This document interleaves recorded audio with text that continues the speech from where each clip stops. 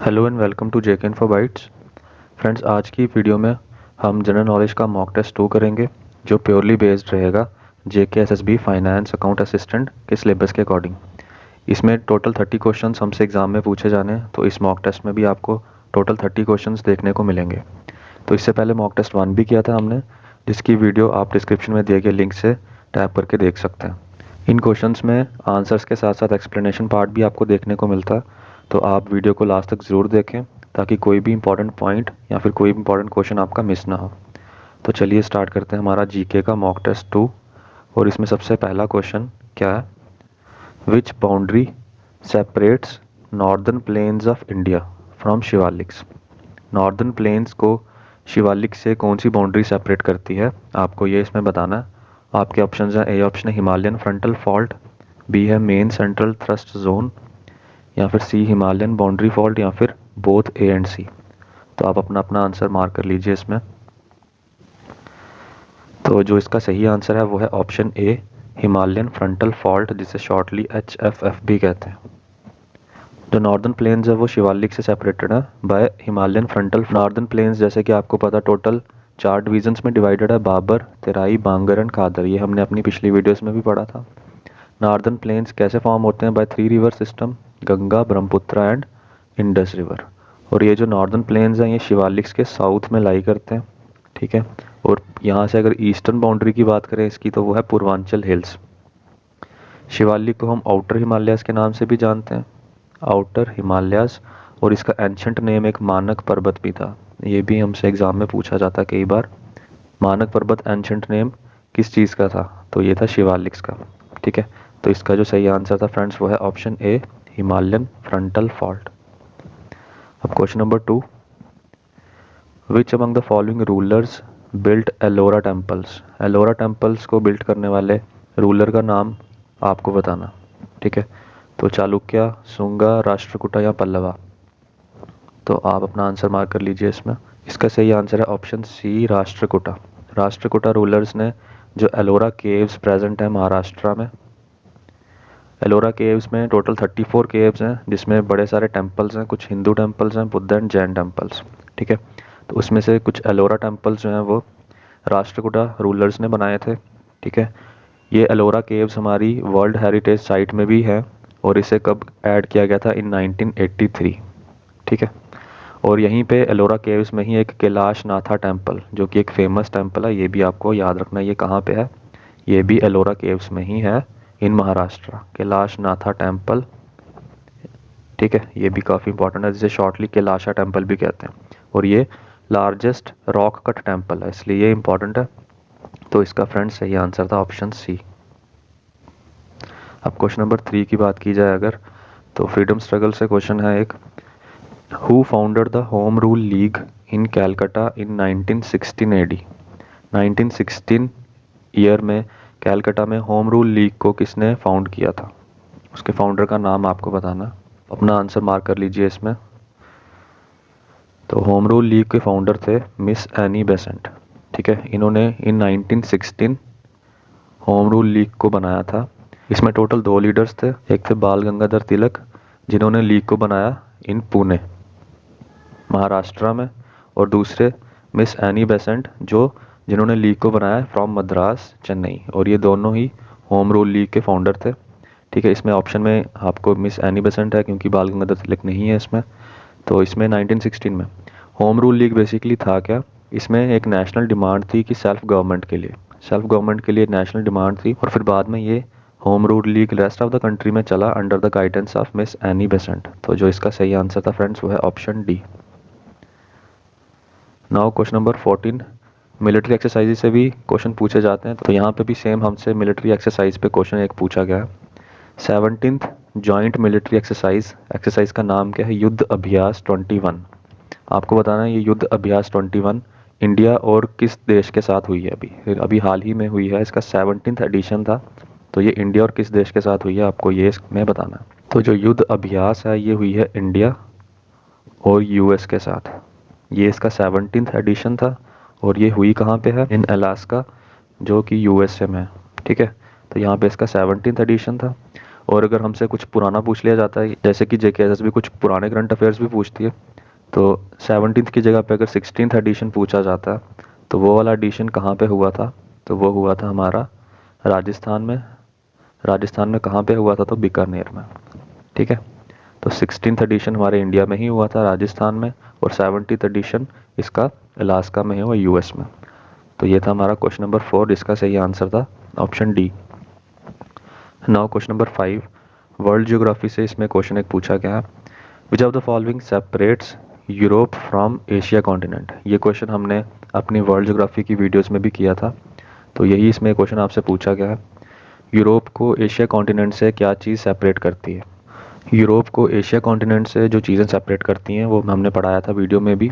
उसमें आपने पढ़ा था Caspian sea and Ural mountains. एक साइड पे यहाँ पे कैस्पियन सी है, कैस्पियन सी एक हमारी लार्जेस्ट लेक भी थी, और उसी के साथ यूरल माउंटेन्स, ये दो चीज़ें हैं जो यहाँ से यूरोप और एशिया को सेपरेट करते हैं। ये हमने उस वीडियो में भी किया था वर्ल्ड ज्योग्राफी की। तो इसका सही आंसर आप सबको पता है, option C, Caspian sea and Ural mountains.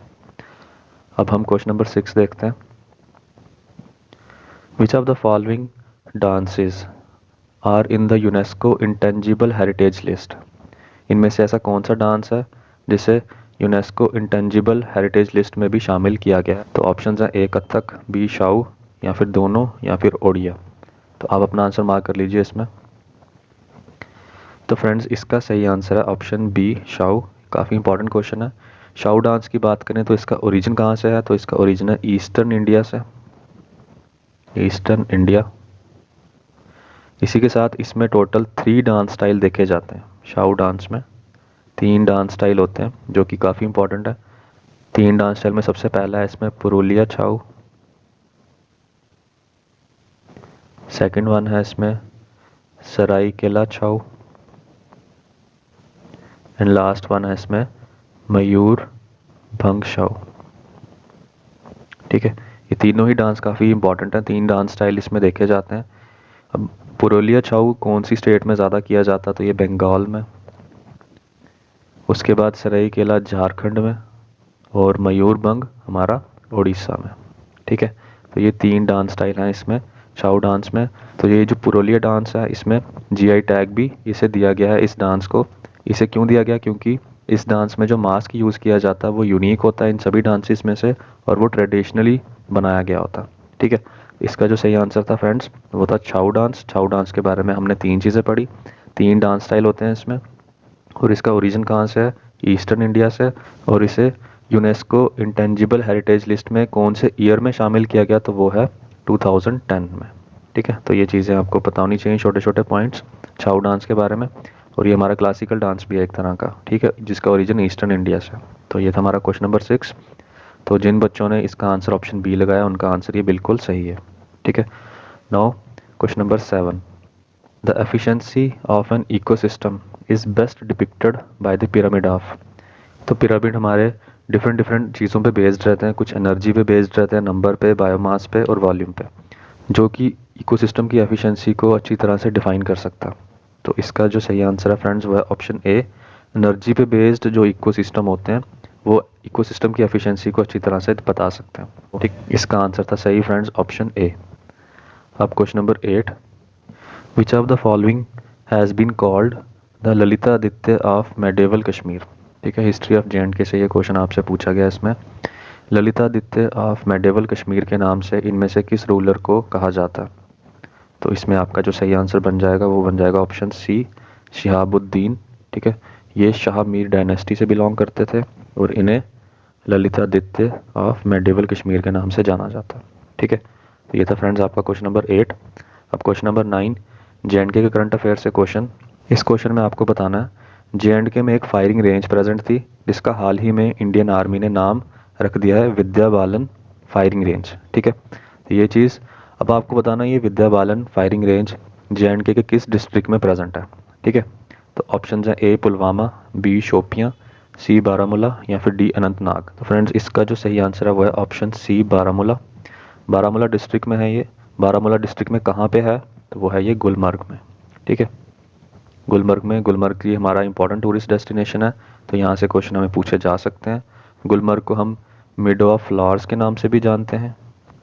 Gulmarg में ही अभी हमारे खेलो इंडिया विंटर गेम्स भी हुए थे जिसमें JNK UT ने जीता था। ठीक है, और ये सारे काफ़ी इंपॉर्टेंट पॉइंट्स हैं गुलमर्ग को लेकर, तो इसका सही आंसर था फ्रेंड्स ऑप्शन सी।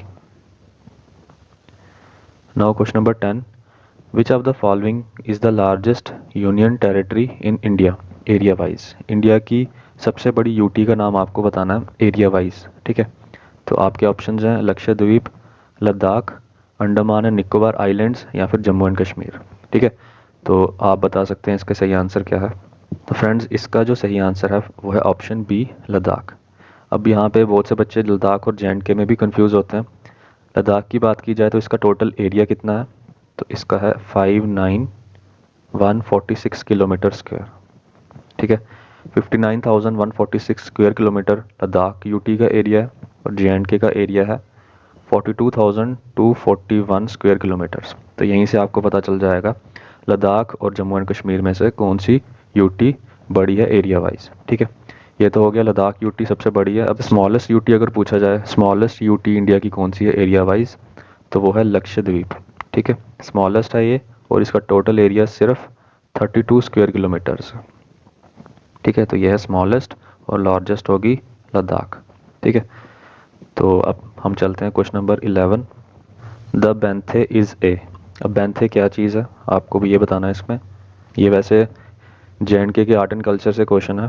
ठीक है, तो आपको इसमें बताना है कि क्या बेंथे। ए ऑप्शन है dance performed by lamas, B है Buddhist worship, C dance performed by Gujjars and Bakarwals या फिर D dance perform by Wattal tribes. तो आप अपना सही आंसर इसमें से जो भी आपको आपके अकॉर्डिंग लग रहा है वो मार्क कर सकते हैं इसमें। तो फ्रेंड्स जो इसका सही आंसर है वो है option C dance performed by Gujjars and Bakarwals. ठीक है, ये जो डांस है बेंथे ये परफॉर्म किया जाता है गुज्जर्स एंड बकरवाल्स के द्वारा। इसमें टोटल 5 to 7 मेंबर्स होते हैं जो इस डांस को परफॉर्म करते हैं। ठीक है, तो इसका सही आंसर था बेंथे गुज्जर्स एंड बकरवाल्स के द्वारा परफॉर्म किया जाता है। Now question number 12, which of the following was the first neolithic site to be discovered in Kashmir. ठीक है, आपको इसमें बताना है ऐसी फर्स्ट न्यूलिथिक साइट जो स्टोन एज पीरियड की साइट्स हैं, ऐसी न्यूलिथिक साइट जो कश्मीर में सबसे पहले डिस्कवर की गई है उसका नाम आपको बताना है। तो जो ऐसी न्यूलिथिक साइट जो कश्मीर में डिस्कवर की गई थी सबसे पहले उसका नाम है ऑप्शन सी बुरज़ोम। ठीक है, बुरज़ोम कहाँ पे प्रेजेंट है, तो ये डिस्ट्रिक्ट श्रीनगर में है। ठीक है, और ये फर्स्ट न्यूलिथिक साइट है कश्मीर की। इसी के साथ एक और न्यूलिथिक साइट है गुफकरल, GUFKRAL, जो कि त्राल में प्रेजेंट है पुलवामा डिस्ट्रिक्ट के। ये भी हमारी एक इम्पॉर्टेंट न्यूलिथिक साइट है जो कश्मीर में है। तो ये दो इम्पॉर्टेंट न्यूलिथिक साइट्स के नाम आपको याद रखने हैं और ये कौन कौन सी डिस्ट्रिक्ट में है ये भी आपको याद रखना है। अब question number 13, who was the chief drafter of article 370। Article 370 को ड्राफ्ट करने वाले चीफ ड्राफ्टर का नाम आपको बताना है इन ऑप्शंस में से। पंडित जवाहरलाल नेहरू, सरदार पटेल, N गोपाल स्वामी अयंगर या फिर डी मोहनदास करमचंद गांधी। बहुत से बच्चों को इसका आंसर ऑप्शन ए लग रहा होगा, बट इसका आंसर ऑप्शन ए नहीं है। इसका जो सही आंसर है वो है option C N Gopalaswami Iyengar. ठीक है, जो हमारे फर्स्ट प्राइम मिनिस्टर थे जवाहरलाल नेहरू, उनके कैबिनेट मिनिस्टर थे ये N गोपाला स्वामी अयंगर, और पंडित जवाहरलाल नेहरू ने इनको ये रिस्पॉन्सिबिलिटी दी थी कि आप आर्टिकल 370 को ड्राफ्ट कीजिए। ये उनके कैबिनेट मिनिस्टर थे और इनको अपॉइंट किया गया था as a member of drafting committee to draft article 370। ठीक है, तो इसका सही आंसर है option C N Gopalaswami Ayyangar. काफ़ी इंपॉर्टेंट है, तो ये हमारे से एग्जाम में पूछा जा सकता है, तो आपको ये छोटे छोटे पॉइंट्स इसके बारे में याद रखने हैं। ठीक है, अब क्वेश्चन नंबर 14, JNK के करंट अफेयर से क्वेश्चन वापस से। Name the JNK's first 24/7 medical helpline. ऐसी मेडिकल हेल्पलाइन JNK की फर्स्ट जो 24/7 मेडिकल हेल्पलाइन है जिसको लॉन्च किया गया है JNK state disaster response force. ठीक है, तो ऐसी मेडिकल हेल्पलाइन का नाम आपको बताना है जो JNK की फर्स्ट 24/7 मेडिकल हेल्पलाइन है। तो ऑप्शन है इसमें, ए ऑप्शन है सहूलियत, सुकून, मेरी आवाम या फिर आराम। तो आप अपना सही आंसर इसमें मार्क कर लीजिए। तो जो इसका सही आंसर है फ्रेंड्स वो है ऑप्शन बी सुकून। सुकून एक ऐसी JNK की फर्स्ट 24/7 मेडिकल हेल्पलाइन है जिसे लॉन्च किया गया है JNK SDRF के द्वारा, और ये किसके लिए बनाई गई है ताकि लोगों को प्रॉपर मेडिकल असिस्टेंस प्रोवाइड की जाए और जो भी लोग एंजाइटी या फिर डिप्रेशन वगैरह से कुछ सफ़र कर रहे हैं उनको प्रॉपर मेडिकल ट्रीटमेंट दिया जाएगा। ठीक है, इसमें 24/7 JNK की पहली मेडिकल हेल्पलाइन है और इसमें जो टोल फ्री नंबर है इनका वो क्या है, तो वो है 1800-180-7159। ये टोल फ्री नंबर है। तो ये JNK की पहली पहल है। तो इसका जो मेडिकल हेल्पलाइन का नाम है वो है बी सुकून। अब question number 15, the 760 kilometre long Konkan railway passes through which one of the following states. 760 kilometre लंबी कोंकण रेलवे पास करती है किन किन स्टेटों में से, आपको ये बताना है। कोंकण रेलवे काफ़ी इंपॉर्टेंट है। क्यों इंपॉर्टेंट है? क्योंकि यह कंसीडर की गई है एज एन इंजीनियरिंग मार्वल। ठीक है, क्योंकि ये कोंकण रेलवे जो है ये बड़े सारे रिवर, ब्रिजेस, स्ट्रीम्स वगैरह से क्रॉस होती है और इसे कंस्ट्रक्ट करने के लिए इंजीनियर्स को बहुत सी मेहनत करनी पड़ी थी, जिसे कंस्ट्रक्ट 1998 में कर लिया गया था। ठीक है, तो ये कोंकण रेलवे इंपॉर्टेंट है और इसी के साथ ये भी हमें पता होना चाहिए कि ये किन किन स्टेट से पास होती है। तो जो इसका सही आंसर है option B, Maharashtra, Goa and Karnataka. ठीक है, इन 3 स्टेटों से ये पास होती है, ये आपको याद रखना है। और इसे इंजीनियरिंग मार्वल कंसीडर किया गया है। कंस्ट्रक्ट कब हो गई थी? ये 1998 में। ठीक है, तो ये काफ़ी इंपॉर्टेंट था। तो अब हम मूव करते हैं question number 16। Lonar lake that has been declared as Ramsar wetland is located in which state। Lonar lake जिसे अभी हाल ही में रामसर वेटलैंड में ऐड किया गया है, आपको बताना है ये किस स्टेट में प्रेजेंट है। तो क्या ये यूपी में है, मध्य प्रदेश, महाराष्ट्र या फिर उड़ीसा? तो इसका सही आंसर है ऑप्शन सी, महाराष्ट्र में प्रेजेंट है ये लेक। कब ऐड हुई ये रामसर वेटलैंड में? तो ये 2020 में ऐड हुई। ठीक है, तो ये महाराष्ट्र में है। तो अब हम मूव करते हैं question number 17। The national green tribunal has raised concern on pollution and frothing of which river. NGT, जिसे नेशनल ग्रीन ट्राइब्यूनल भी कहते हैं, उसने पोल्यूशन और फ्रॉथनिंग किस रिवर में ज़्यादा हो रही है उसके लिए अपना कंसर्न दिखाया। तो ऑप्शन है ए गंगा, यमुना, गोदावरी या फिर कृष्णा। तो इन्होंने दिखाया है कंसर्न यमुना रिवर के लिए। ठीक है, यमुना रिवर में हाल ही में भी बहुत ज़्यादा पोल्यूशन और फ्रॉथनिंग, जिसमें स्मॉल बबल्स वाटर के सरफेस पे आ जाते हैं। ठीक है, ये सब यमुना रिवर में ज़्यादा देखा गया। और इसी के रिगार्डिंग दिल्ली, यूपी और हरियाणा, इन 3 स्टेट्स को बोला गया है कि वो एक इफेक्टिव सीवेज ट्रीटमेंट को इम्प्लीमेंट करें जिससे कि यमुना रिवर में पोल्यूशन को कम किया जा सके। ठीक है, तो इसका जो सही आंसर था ऑप्शन बी, यमुना। अब question number 18, JNK reorganisation act 2019 से क्वेश्चन इसमें पूछा गया। आपको इसमें बताना है JNK रीऑर्गेनाइजेशन एक्ट 2019 के ऐसे किस सेक्शन में formation of union territory of JNK with legislature की बात की गई है। ठीक है, तो JNK रीऑर्गेनाइजेशन एक्ट में टोटल 14 पार्ट्स हैं। 14 पार्ट्स के साथ इसमें 103 सेक्शंस हैं और टोटल इसमें 5 शेड्यूल्स हैं। तो ये चीज़ें हमें पता है। ठीक है, इसमें टोटल 103 सेक्शंस हैं। तो आपको बताना है ऐसी किस सेक्शन में formation of UT of JNK with legislature की बात की गई है। तो वो बात की गई है ऑप्शन सी, सेक्शन 4 में। ठीक है, section 4 of JNK reorganisation act 2019। ठीक है, जिसमें UT of JNK with legislature की बात की गई है और इसके सेक्शन 3 में बात की गई है UT of Ladakh without legislature. ठीक है, सेक्शन 3 में लद्दाख के लिए और सेक्शन 4 में JNK के लिए विद लेजिस्लेचर एंड लद्दाख के लिए विदाउट लेजिस्लेचर। 14 पार्ट्स हैं इसमें, 103 सेक्शंस हैं और 5 शेड्यूल्स हैं। ठीक है, तो ये था हमारा क्वेश्चन नंबर 18। अब क्वेश्चन नंबर 19 को देखते हैं।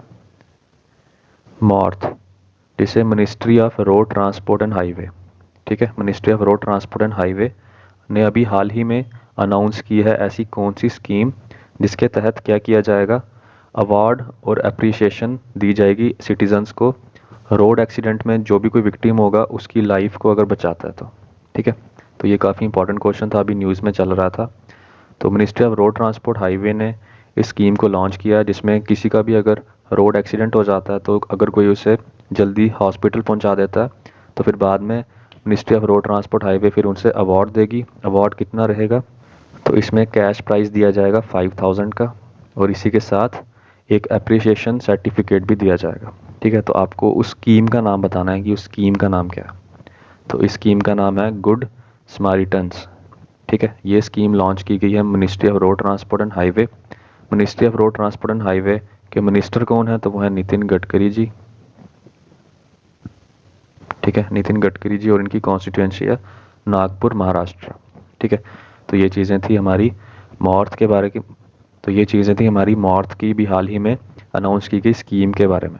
ठीक है, तो इसका सही आंसर था ऑप्शन ए। अब question number 20, which among the following national parks is also known as 10 villages. ये क्वेश्चन आपने अपने flora and fauna of J and K में पढ़ा होगा। 10 विलेजेस के नाम से ऐसे कौन से नेशनल पार्क का नाम रखा है, तो इसमें ऑप्शन है Gulmarg, Kazinag national park, Dachigam national park या सलीम अली नेशनल पार्क। इसका सही आंसर है डाचीगाम नेशनल पार्क। ठीक है, इसका जो नाम है वो रखा गया 10 विलेजेस के ऊपर, और इसे नेशनल पार्क 1981 में डिक्लेयर किया गया था। और ये नेशनल पार्क फेमस है हंगुल या फिर कश्मीरी स्टैग के लिए। ठीक है, तो ये था हमारा क्वेश्चन नंबर 20, जिसका सही आंसर था ऑप्शन सी। आई होप आप इन सभी क्वेश्चंस के आंसर साथ ही साथ कर रहे होंगे। तो चलिए अब question number 21, who was the viceroy when Delhi became the capital of British India. आपको बताना है जब हमारी जो कैपिटल थी कलकत्ता से शिफ्ट होकर दिल्ली हो गई, तो टाइम पे वाइसराय कौन थे। कैपिटल कलकत्ता से शिफ्ट होकर दिल्ली हो गई थी इन 1911, तब उस टाइम पे जो हमारे वाइसराय थे वो थे लॉर्ड हैडिंगे। ठीक है, तो ये था हमारा क्वेश्चन नंबर 21, जिसका सही आंसर था ऑप्शन सी। 1911 में जो कैपिटल थी वो चेंज हो गई थी कलकत्ता से दिल्ली, तो उस टाइम पे लॉर्ड हैडिंगे इसका सही आंसर था।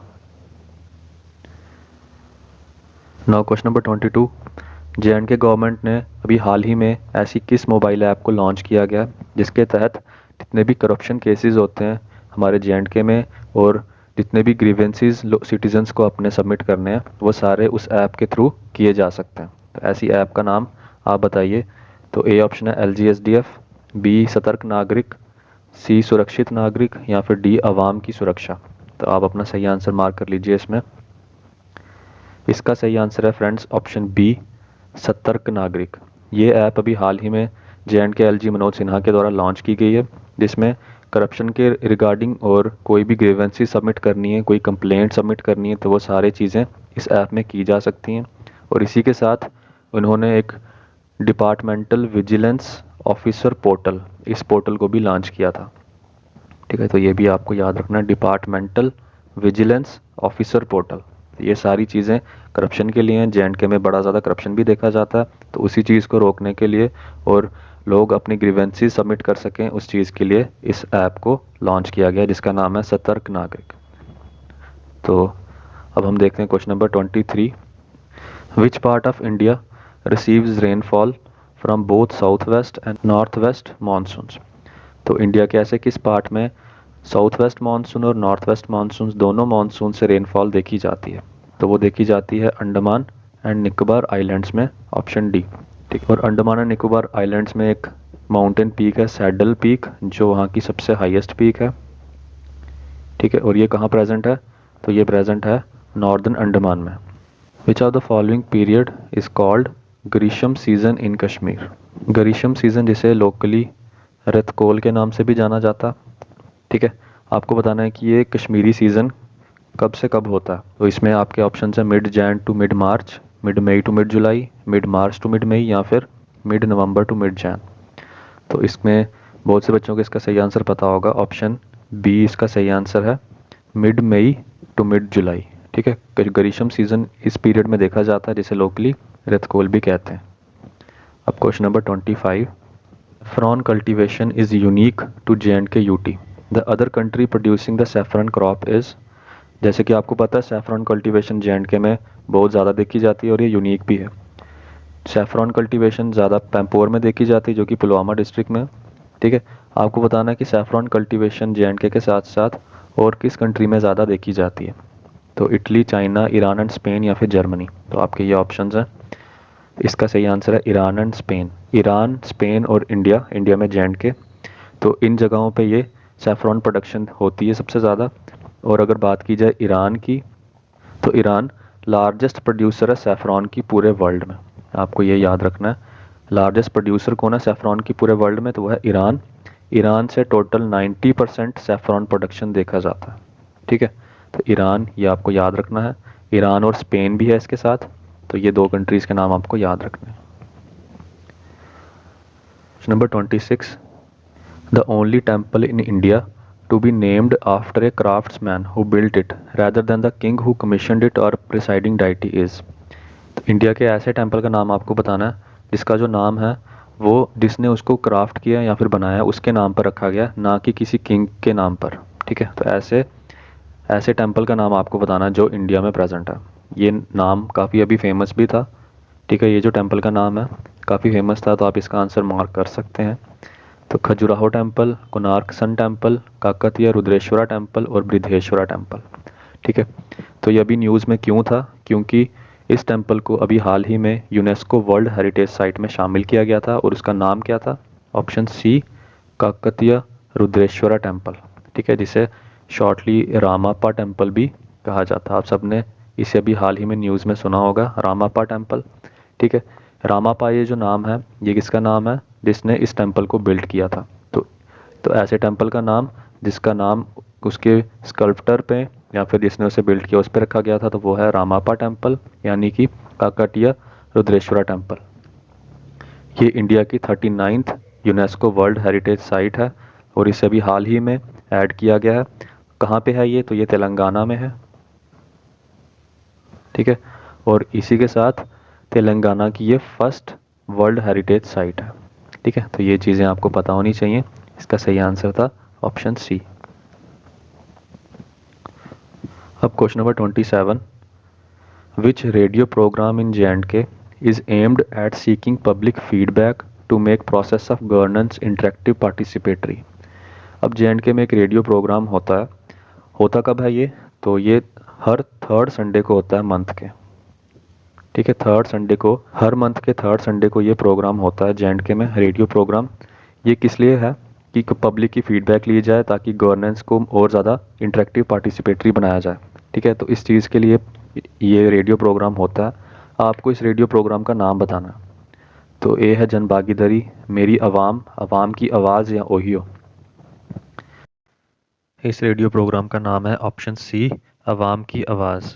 में JNK के जो LGM मनोज सिन्हा जी वो इंटरेक्ट करते हैं पब्लिक के साथ, पब्लिक की फीडबैक वगैरह लेते हैं ताकि जो गवर्नेंस है वो पूरी अच्छे से चलाई जा सके। ठीक है, और ये किसकी इनिशिएटिव थी? ये इनिशिएटिव थी LG मनोज सिन्हा की। ये टोटल 30 मिनट्स का प्रोग्राम होता है। ठीक है, होता कब है ये? हर मंथ के थर्ड संडे को। ठीक है, अब क्वेश्चन नंबर 28। क्वेश्चन नंबर 28 भी काफ़ी इंपॉर्टेंट है। Which river in India crosses the tropic of cancer twice. ऐसी रिवर का नाम बताना है आपको जो इंडिया में प्रेजेंट है, जो ट्रॉपिक ऑफ कैंसर को 2 बार क्रॉस करती है। ऐसी रिवर का नाम आपको इसमें बताना है।